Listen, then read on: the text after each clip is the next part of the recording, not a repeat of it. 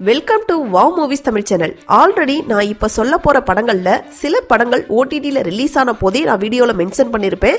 ஒருவேளை அந்த வீடியோவை நீங்கள் பார்க்காம மிஸ் பண்ணியிருந்தீங்க அப்படின்னா இந்த வீடியோவில் 2025 வந்த 5 கோர்ட் ரூம் கிரைம் த்ரில்லர் படங்கள்னு சொல்லி மொத்தமாக கொண்டு வந்திருக்கேன். மிஸ் பண்ணாமல் பாருங்கள். எல்லாமே தரமான படங்கள். ஒரே ஒரு படம் மட்டும் தமிழ் டப்பிங்கில் இல்லை, இங்கிலீஷ் சப்டைட்டில்ஸ் இருந்தால் போதும், எல்லா லாங்குவேஜ் படங்களையும் பார்த்துருவேன்னு சொல்கிறவங்களுக்காக தான் அந்த படத்தை நான் கொண்டு வந்திருக்கேன். ஸோ அந்த படத்தை நான் லாஸ்ட்டாக சொல்கிறேன். ஸோ இந்த வீடியோக்குள்ளே போகிறதுக்கு முன்னாடி நம்ம சேனலை சப்ஸ்கிரைப் பண்ணாம பார்த்துட்டு இருந்தீங்கன்னா சோ ப்ளீஸ் சப்ஸ்கிரைப் பண்ணிட்டு வாங்க, நம்ம வீடியோக்குள்ள போகலாம். இப்போ நம்ம ஃபர்ஸ்டா பார்க்க போற படம் இந்த வருஷம் ஓடிடியில் ரிலீஸ் ஆன கன்னட படமான யுத்தகாண்டா சாப்டர் 2 அப்படிங்கிற ஒரு சூப்பரான கோர்ட் ரூம் கிரைம் த்ரில்லர் படம். இந்த படத்துடைய ஒன்லைன் ஸ்டோரி என்னன்னா, படத்துடைய ஸ்டார்டிங் சீனிலேயே நிவேதிதா அப்படிங்கிற ஒரு பொண்ணை காட்டுறாங்க. அந்த பொண்ணு கோர்ட் வாசலுக்கு வெளியே எல்லாருக்கும் முன்னாடி ஒரு கேஸ்ல குற்றவாளின்னு சொல்லப்படுற ஒரு நபரை சுட்டு தள்ளுறாங்க.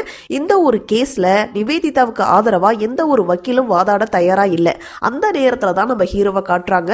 ஹீரோவுக்கு அம்மா அப்பா யாரும் கிடையாது. ஒரு ஹோட்டல்ல வேலை செஞ்சுக்கிட்டே லா படிச்சு முடிக்கிறாரு. அப்படி படிச்சு முடிச்ச உடனே ஒரு சீனியர் லாயர் கிட்ட ஜூனியரா ஜாயின் பண்ணவும் செய்யறாரு. ரொம்ப மாசங்கள் ஆகியும் பெருசா எந்த ஒரு கேஸும் அவருக்கு வரல. அந்த நேரத்துல தான் நான் ஸ்டார்டிங்ல சொன்ன இந்த நிவேதிதா கேஸ் அவர் கையில எடுக்கிறாரு. யார் இந்த நிவேதிதா, எதுக்காக அந்த நபரை இவங்க கொலை செஞ்சாங்க, கொலை செய்யப்பட்ட நபர் யாரு, அவரு எந்த கேஸ்ல குற்றவாளின்னு சொல்லப்படுறாரு, ஹீரோ கடைசியா இந்த கேஸ்ல ஜெயிச்சாரா இல்லையா, இந்த கேள்விகளுக்கெல்லாம் பதில் தான் இந்த படத்துடைய கதை.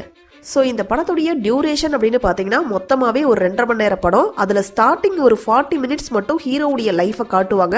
அதுக்கப்புறம் ஃபுல்லாகவே கோர்ட் ரூமில் நடக்கக்கூடிய சீன்ஸ் தான். ஸ்டார்டிங்கில் இருந்து கிளைமேக்ஸ் வரைக்கும் நல்லா சுவாரஸ்யமாக கொண்டு போயிருந்தாங்க. கோர்ட்டில் நடக்கக்கூடிய அந்த ஆர்குமெண்ட் சீன்ஸ் எல்லாம் சூப்பராகவே இருந்துச்சு. இந்த படத்தில் நடித்த 3 கேரக்டரை பற்றி நான் சொல்லியே ஆகணும்.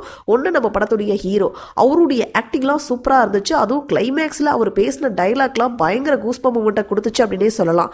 அடுத்ததா பாதிக்கப்பட்ட பெண்ணா நடிச்ச நிவேதிதா அப்படிங்கிற அந்த பெண், அதாவது அர்ச்சனா ஜோய்ஸ், இவங்க தான் வந்து பாத்தீங்கன்னா அந்த KGF படத்துல ராக்கி பாய்க்கு அம்மாவா நடிச்சிருப்பாங்க.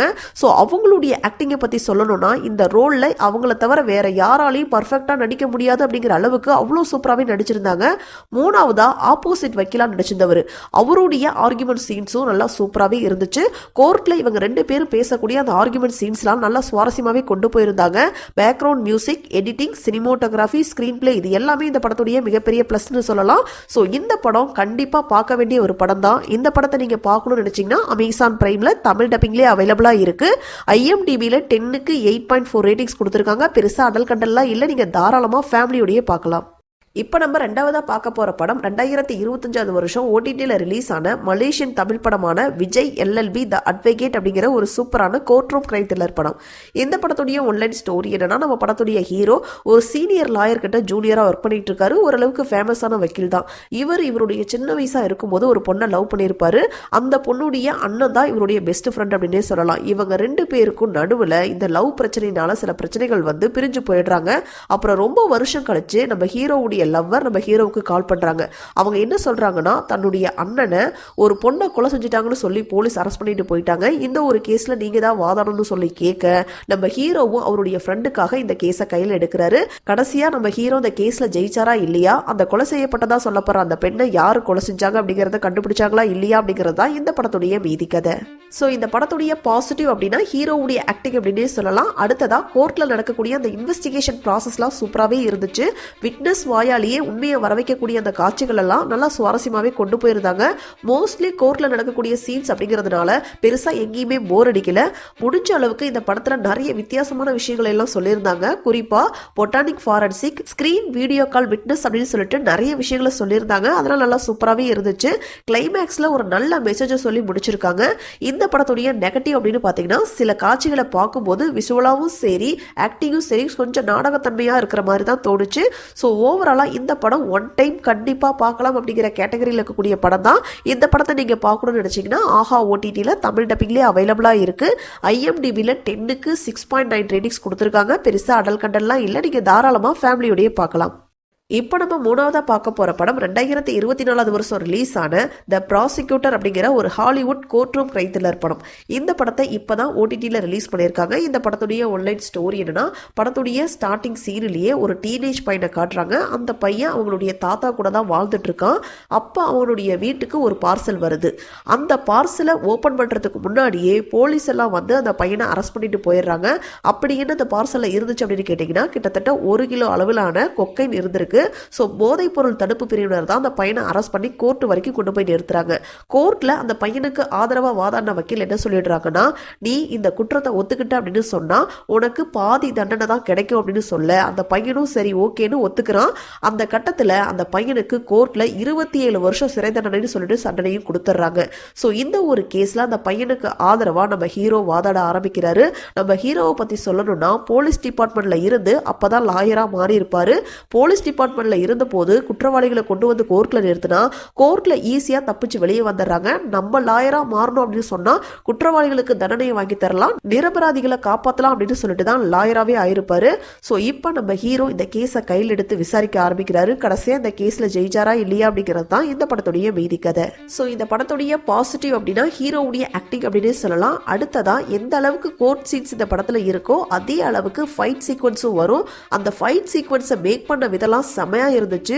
ட்ரெயினில் வரக்கூடிய ஒரு ஃபைட் சீன்ஸ் இருக்கு, அதெல்லாம் செமையாக மேக் பண்ணியிருந்தாங்க. அதெல்லாம் சூப்பராகவே இருந்துச்சு. கோர்ட் சீன்ஸும் நல்லா சுவாரஸ்யமாகவே கொண்டு போயிருந்தாங்க. ஓவராலாக இந்த படம் எப்படி இருக்கு அப்படின்னு கேட்டீங்கன்னா கண்டிப்பா ஒன் டைம் பார்க்கலாம் அப்படிங்கிற கேட்டகரியில் இருக்கக்கூடிய படம் தான்.